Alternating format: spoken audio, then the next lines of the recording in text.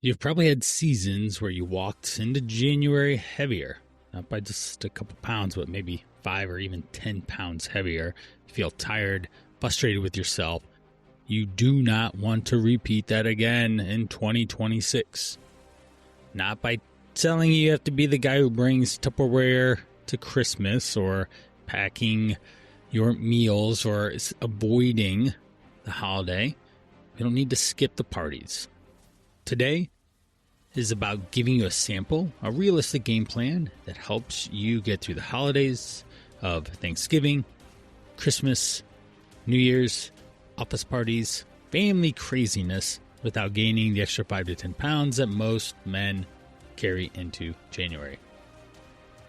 You're not just going to learn to survive the holidays. We want to show up stronger, faster, leaner, and healthier come Jan 2 without a New Year's resolution. It's Driven for Health podcast holiday episode. This is going to be released right around Black Friday. And what a great gift to be able to give all the guys listening into the show. Some strategies, tips, and all sorts of things that help you drop fat, build muscle, and gain the strength you need to stay fit, healthy for the rest of your life. I'm Coach Brian Pirana. I have been coaching men through this exact season for over 23 years or so. It was way back in 2003, 2004 when I started coaching people in exercise and helping them get healthier in one way or another. I've seen what happens when this time of year gets the best of men. Their real intentions, the distractions, the disruptions, the joy that it brings, and the also challenge of travel or in-laws, eggnog, Christmas cookies, seconds or even thirds showing up. Let's walk through a couple things so that you can think about this holiday season differently and stop treating it like a danger zone. I also have linked a holiday survival checklist in the show notes that you'll be able to download. There's going to be a lot of different strategies in there that allow you to stay consistent while still enjoying every single moment. And again, if you want the checklist, just check the notes. The link is there. The real problem isn't the holidays. It's the time of year where men just overeat by sheer availability. There's too many parties, travel, stress, food piles up. People are getting food gifts. They're drinking beverages. They're really enjoying this time of season. Say Christmas sales are flowing. Who doesn't like a tasty Christmas ale, right? But a Christmas ale can pack upwards of 300 calories in a typical glass, and you go with the tall boy, you're asking for a lot more. Now, what is going to put these 5 to 10 pounds on you isn't necessarily just alcohol or extra snacks. It's just literally sheer calories coming in that are quick, tasty, palatable, that you want more. And then people are going to be giving you to them and want you to eat them in front of their face, and they'll still give you some more after that. This is just going to leave you by January really tired, fatigued, and your belt buckle not fitting. Should have asked Santa for a size up in your pant or another larger belt. I want you to look at how many holidays we have. If you wanted to count Halloween in there too, yeah, definitely. It's from Halloween through January 2, there's a large number of holiday or special events and activities that show up. We've got Halloween, Thanksgiving, maybe Thanksgiving Eve, Friendsgiving. We've got Black Friday parties, possibly the day after with family. We've got work parties, office parties, friend parties, white elephant parties, Christmas Eve, Christmas Day. Maybe you have multiple families to go to on Christmas Eve and Christmas Day. Then there's New Year's Eve, a New Year's Eve party, New Year's Day, and you go to 2 New Year's Days. I just counted those up. That is 5, 10, 15, that's 17 days events that I just shared. One thing I'd love to say and share, I share this with guys and everyone that I've ever trained. This really simple rule of thumb is this. However many days you're off is about however many days it takes to get back on. What that means is if 17 days were thrown off for just even one meal in that day, that would then multiply that by 2. 17 days, that's 34 out of November and December, which we can grossly say 60, 65 days. Do some quick math. 50% of the time, you are not making any progress at all, potentially slowly going backwards. And this is where the weight gain comes. If you're not even paying attention, if you are paying attention, then you still have, say, 30 days worth of time in there to manage it and do reasonably better. That's a huge percentage. Ask your kindergarten math teacher what 50% is in terms of a grade. It's not passing. Instead, I want you to treat your health like a dial. And the seasons are where we turn the dial up and push hard. Then there's seasons where we can pull back and focus on minimums, but we don't want to turn the dial off. And say January is a great season where most people will turn that dial full go because nothing else is happening. It's cold, it's dark, it's snowing. In most places, in Akron, Ohio, it's snowing. And that's a good time to crank the dial and work hard. Most guys that I have ever worked with have gained weight through the holiday season. If we step back and think about that, weight maintenance through the holiday season might be a really good, successful experience. I'll say that again.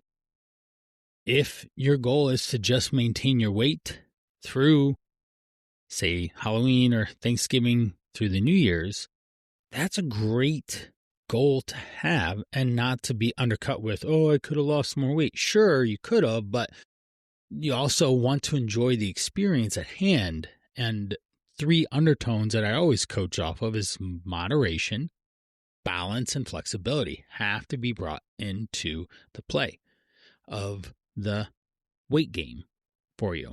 This will allow us to manage that dial, so to speak, and then being able to ramp it up in January, say weight maintenance, say it's out of 10 being full go, maybe it's a 5 effort in the holiday season.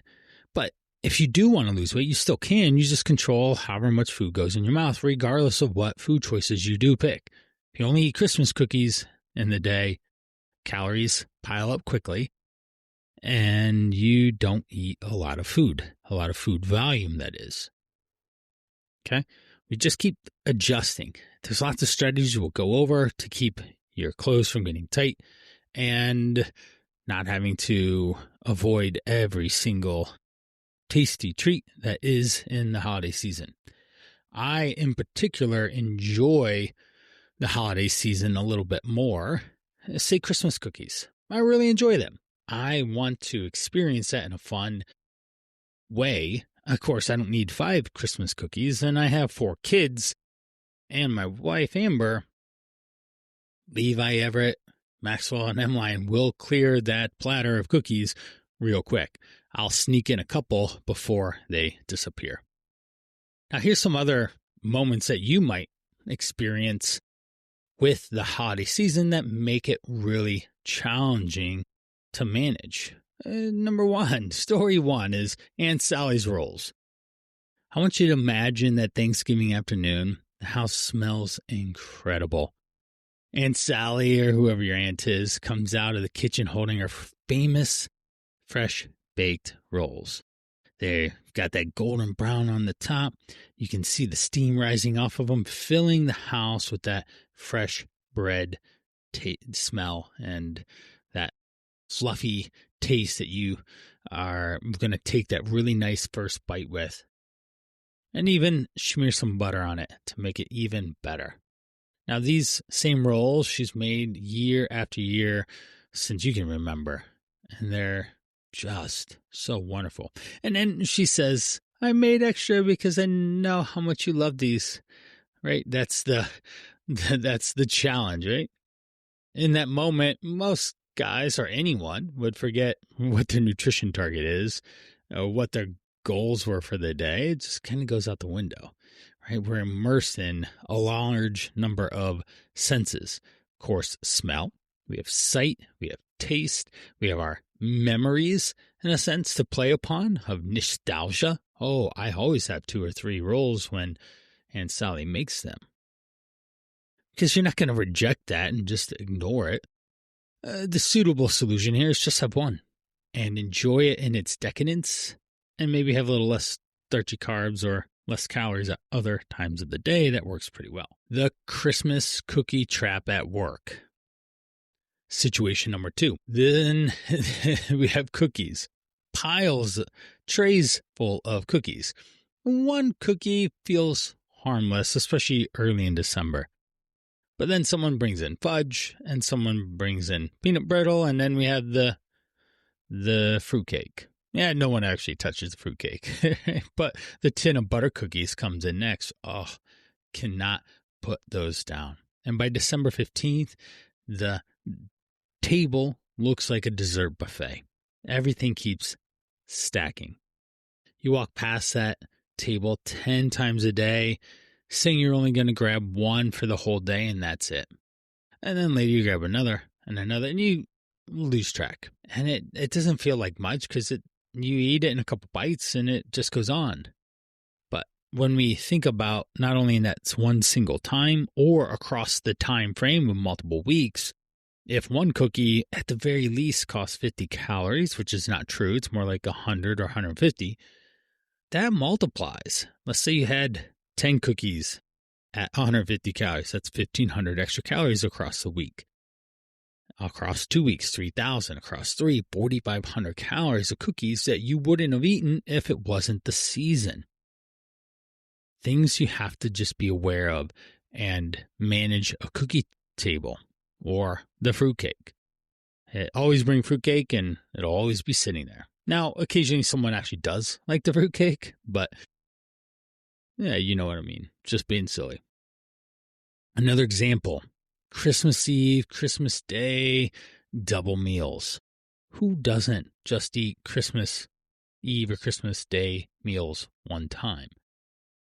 Right? Picture this. Christmas Eve comes, dinner at your in-laws.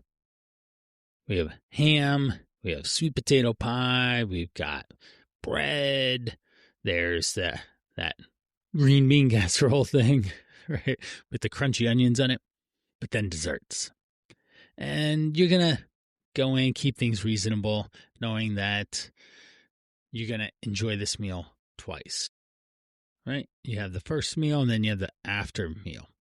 Well, we end up spending more time than you thought you were going to, and everyone goes up for seconds, and then also on the second dinner, out comes eggnog, and out comes cinnamon rolls.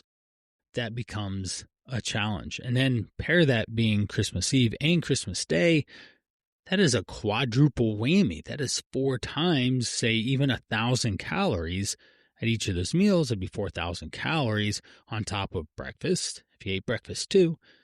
But for a lot of people, that might be too many calories, especially of high-carb, high-fat foods, because that's what they serve.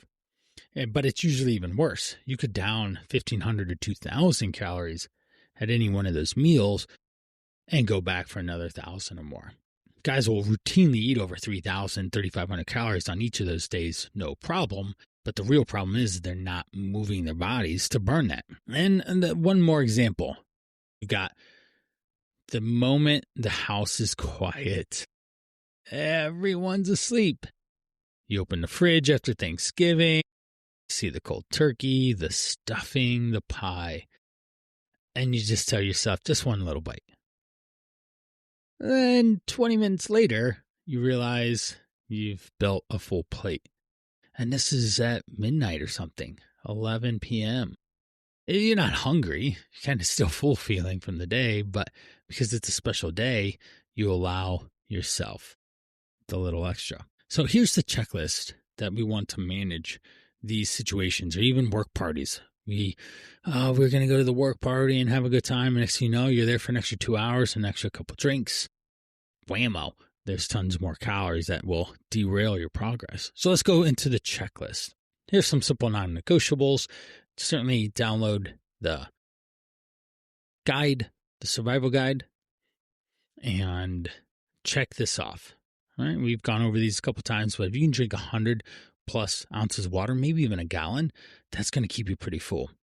Drink plenty of water right before you eat. 20, 30 ounces chugged, in a sense, right before you eat will fill you up intentionally on water, thereby buffering the amount of calories that you can eat.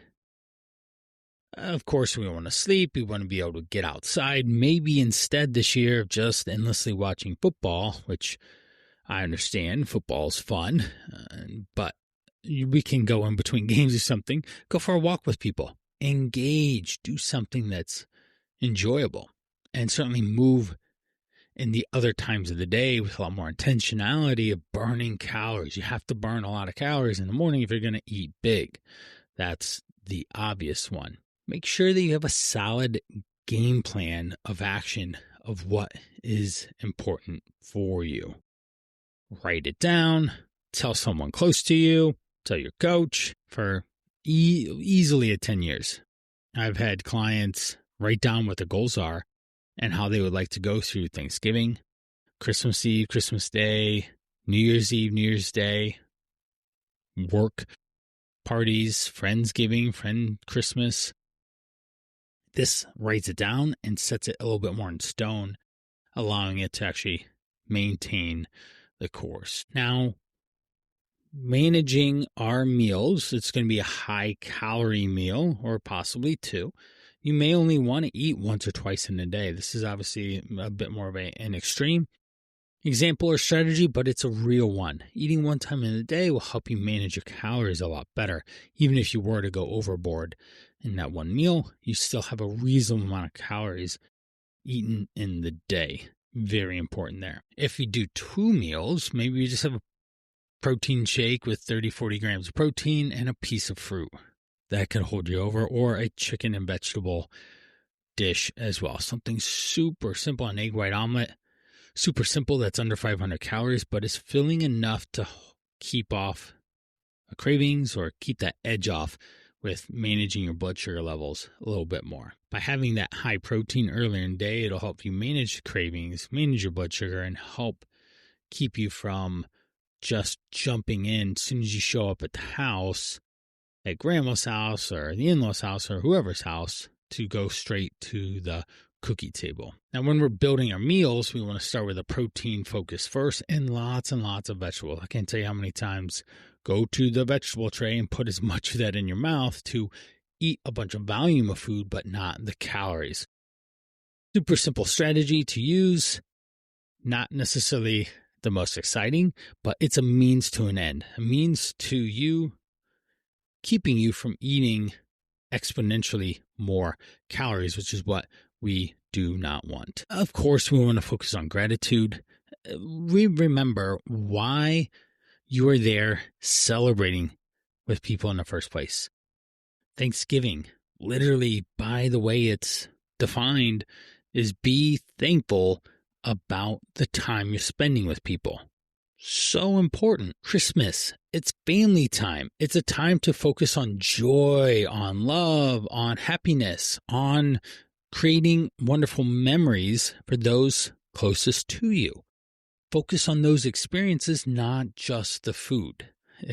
The season is more than just the food. Sure, that's part of it and the memories that we create as we go through life, but it's not the whole reason. I always just remind people this isn't the first holiday season that they've been through. They've been there. They've done that. It is really important to be able to manage your success through the holidays, to enjoy that experience, okay, in multiple different ways. First, of course, the obvious one is food. Enjoy the food. Secondly, is the relationships that you are around. You want to benefit from those.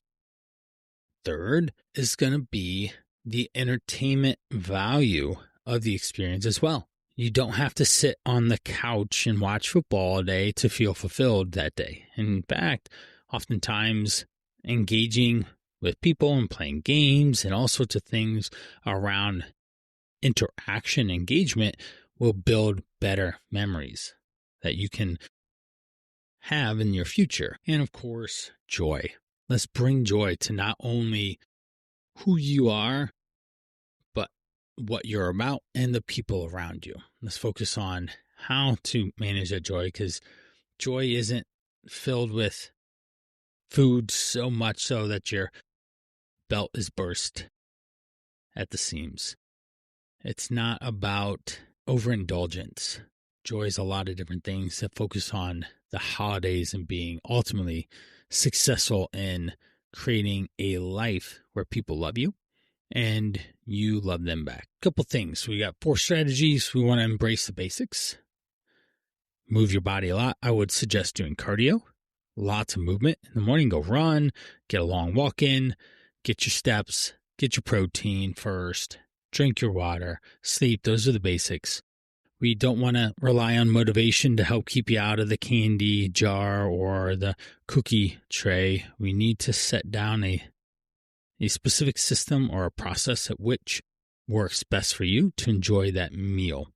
We want to focus on that gratitude and really stay focused on the long-term play of what January 2nd looks like. I do have to say, if you do want to just go all into the holidays and you don't mind gaining 5 to 8 pounds, it's important that your expectations align with the outcome. If you get to Jan 2 and you're up 10 pounds, I would hope that it was a choice that you made that works toward what you're working towards, say just enjoying and ideally trying not to go too far off the rails. But if you have a process and a plan and a strategy that you'll be implementing in January, great. Then that's okay. Okay, we have to think about success in the eye of the beholder of who they are, what they want, and having a season full of love and joy and shown in food could be okay. But if you do that cycle and then you get to Jan 2 and you're upset and disappointed, you did it wrong. You had the wrong actions that don't meet the experience and the expectation that you want to have in January.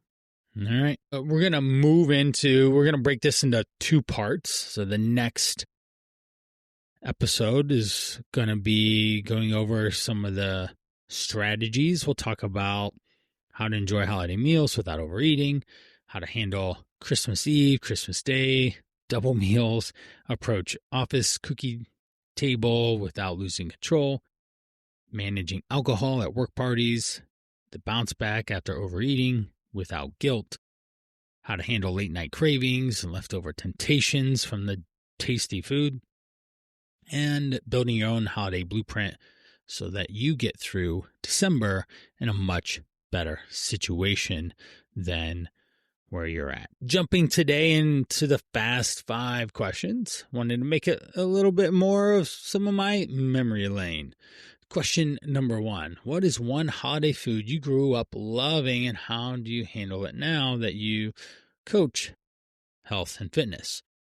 One food I absolutely remember, my grandma made me duck. Specifically me, she would go buy a duck, roast it, and we'd have that for dinner. It was fantastic. I felt so loved, so special because she would always make it for me. And I love my grandma Pat, and I'm so thankful for that memory. Currently, I do not make duck because we had ducks. We used to have a dozen ducks at a time.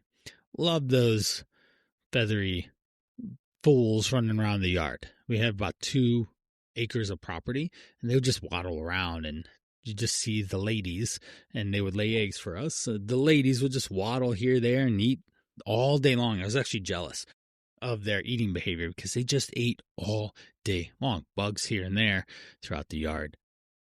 But we don't eat duck because of those memories. My kids would probably rise up in revolt on me. Question 2. What does a typical Thanksgiving morning look like in your house with Amber and the kids? It's a wonderful question. It's sleeping in as long as possible, or at least as long as the kids will allow. After that, then we make a special breakfast, usually cinnamon rolls, homemade, not just the store brand. And then we go into preparation of the turkey. I've usually brined a turkey the last 2 to 3 years. And then I have gone through all the fixins, the mashed potatoes, the green beans, we get pie from Gardner's Pie. That's a typical Thanksgiving, and we spend time playing games, watching a holiday movie, and just being there for each other. With my oldest son, Levi, being 16, we're curious how this year is going to go because he has a girlfriend, and he might spend time with her on those days too. This will be the first year of dividing the family possibly like that. Now, with each family, year after year, we have to evolve our experiences and how things go. Number 3, what is one holiday tradition your family does every year that always resets you? Setting up the Christmas decorations. I absolutely love this.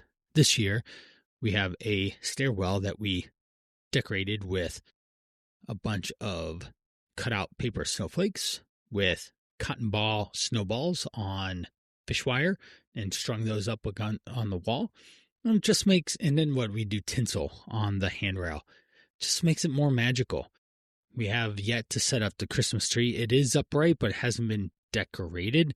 We're waiting on our oldest Levi to be around to do that with us.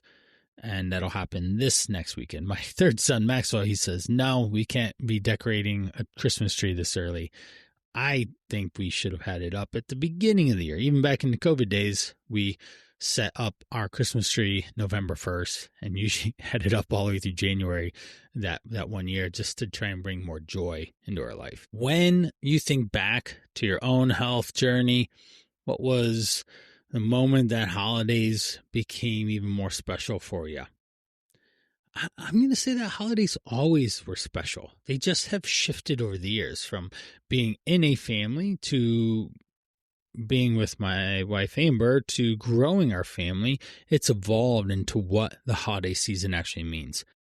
Now at 42, spending time with my family is incredibly important, especially as they continue to grow, because sooner rather than later, we're going to be empty nesters, and that's going to shift our holiday season. I remember one year Amber took us down to Universal Studios, and we had our Thanksgiving dinner in the Three Broomsticks at Universal Studios in Hogsmeade. What a cool experience we had there doing that. It's just, we do so much fun things like that to create fun memories. This year, we almost talked about doing a pilgrimage to the East Coast, the Boston area, to have a traditional pilgrim-styled Thanksgiving. We haven't done that, but it is in the making at some point. Question 5. What is one simple habit you use every holiday season to stay in shape while my schedule is packed? Well, I purposely make sure that I schedule workouts with my buddy. That allows me to stay on track because I have time set aside to do that. And then also maximizing running. I like to run. It's an enjoyable thing for me. I will run to burn some more calories and walk the dog with my wife to also burn more calories and spend time together. Well, wrapping up holiday episode part 1. I hope you enjoyed it. Hope you learned some things and taken away some practical application here for you. In part 2 coming up, and then we'll talk about more of the practical and tactical ways to enjoy the holiday season and staying on track. Here's to happy holidays.